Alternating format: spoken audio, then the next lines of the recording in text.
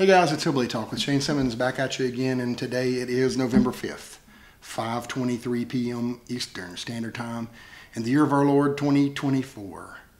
Sounded like Stephen Bannon there for a second. Anyway, can't wait for these polls to close. I'm sure you're just like me on pins and needles, and can't wait for it to all be over with. Hopefully, when it's over with, one way or the other, we can all operate with a little bit of grace, a little bit of just calm down our tempers. I suspect that I'll be wrong about that, but I'm hoping and praying that we can all just take our wins and losses in a classy way. And because I know, Trump is, for one of his flaws would be that he is a provocateur and he gets people riled up. But he is also the product of Barack Obama, who most divisive president in my lifetime up to this point, with his racial rhetoric and the stuff of, like even gay marriage. There's not an issue on the world I care less about than gay marriage. Could not care less. Doesn't affect me in any way, shape, form, or fashion. I just don't care. It doesn't apply to me. I don't spend 1 second thinking about it. But when they got that pushed through, turning the White House purple, lighting it up, and just basically doing the sack pants and rubbing it in on people who have strongly held religious convictions about that. You just don't do things like that to me. I think you just quietly win, kind of like in a good football game where a guy scores a touchdown and just hands the ball to the ref and doesn't have to draw attention to themselves and do all this stuff to provoke other people. That's my opinion. And then, of course, Trump went from Obama to he raised the stakes. And people like me who were used to George W. Bush and Romney and McCain and Dole, God bless him, rest his soul, all just being these big pushovers. And we got so sick of it. I was hoping to goodness back in the day that Pat Buchanan would win, just so he could, even if he lost the biggest landslide in history, you just want somebody that punches back, doesn't put up with all this stuff. And those other guys, man, they just rolled over, and you could call them Hitler and you could call them Nazis and whatever, and they'd just take it and not address it and try to be above it. But people like me got sick and tired of hearing it and wanted somebody to punch back. And that's what happened with Trump, and that's why he's still around. I think there's a lot of people that quite frankly, that appeals to. Now, the unfortunate thing is that's a double-edged sword, because now, with Trump being the way he is, it could certainly lead to the rise of a Democrat Trump, and I can't imagine, if you got even worse than Barack Obama, I can't imagine what it would be like. So I understand how people's nerves and tempers will be raw after this, so I'm kind of hoping that things just go calmly, smoothly, and without a whole lot of controversy.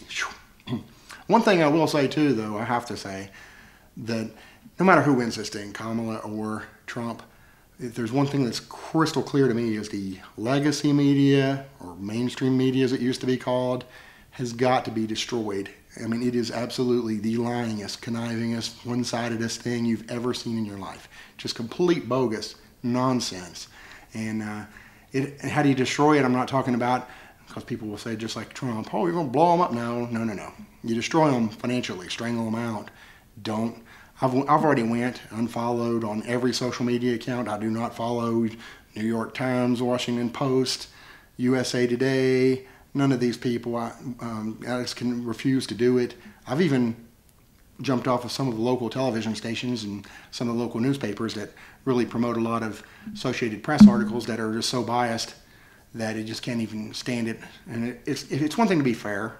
You can hate Trump. I can understand that totally. He's crass, he's brash, he's up in your face, and I can imagine if I didn't like him, how much I wouldn't like him. I mean, he was the bane of your existence, and I understand that, but you don't have to lie. Why they lie? Most recently, what's really got me perturbed in even talking about this is that whole Liz Cheney deal here recently, where they're claiming that Trump wanting to have her shot.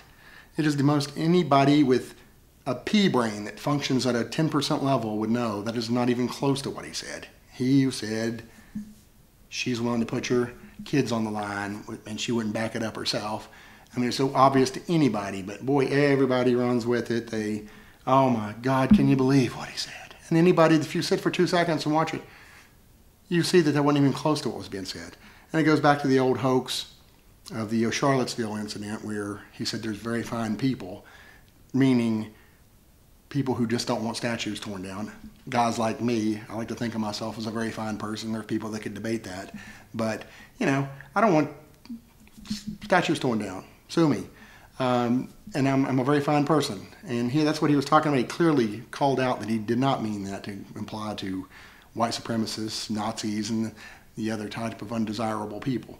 And no, they just ignore that. No, it didn't. He said very fine people, meaning Nazis and white supremacists, and that's all you could possibly be meaning by that. So I'm just sick to death of it. I'm just so fed up. And I'm ashamed to admit this. I'm actually distantly related to Larry Sabato, who is in CNN. He has something called the Crystal Ball and tries to prognosticate elections. And he used to be under the guise of being a journalist, but now he's nothing but a partisan hack as well.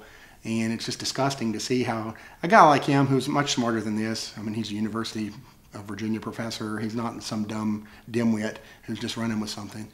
He knows what he's doing. He's hiding and protecting and slandering to make these people sound bad, Trump and whoever else he doesn't like. He did it back in the day to George Allen, the whole macaca thing, which was an absolute joke. Just ridiculous.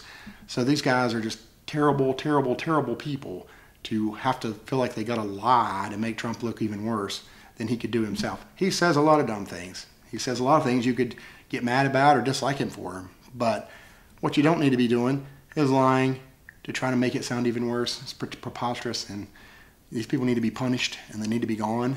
And thankfully, you're starting to see that already with YouTube and some of these other outlets where people can go and get they're getting the information that they prefer to get, versus having to be stuck with the MSNBCs and the CNNs and NBCs, CBS, just all shameful partisan hacks is all they all are. And this is, if I was a Democrat, if I was a liberal Democrat, who wants to be lied to? It's insulting your intelligence. It's been spoken like you're too dumb to realize what somebody actually says. They're just feeding the beast. And frankly, they're also the reason why Trump's gotten shot at, and it's just going to get worse if they don't shut up and get off of here. Just tell the truth. People don't have to like him. They won't like him. And why add to it by lying and making people like me mad, who, quite frankly, I laugh at some of the stuff he says too, roll my eyes at it, but I know what he means, and I've got enough discernment to know when someone's joking or using hyperbole or completely not saying what you're saying he says. I don't know. That's my little TED Talk for today, but however it goes, may we all be peaceful, get a good night's sleep, and realize that really on a day-to-day basis, it doesn't affect us personally all that much. Okay, for the most part. I got a lot of passion too, but I'm speaking to myself as much as anybody else. Anyway, oh goodness, guys. God bless you all. I hope you all have a wonderful election evening.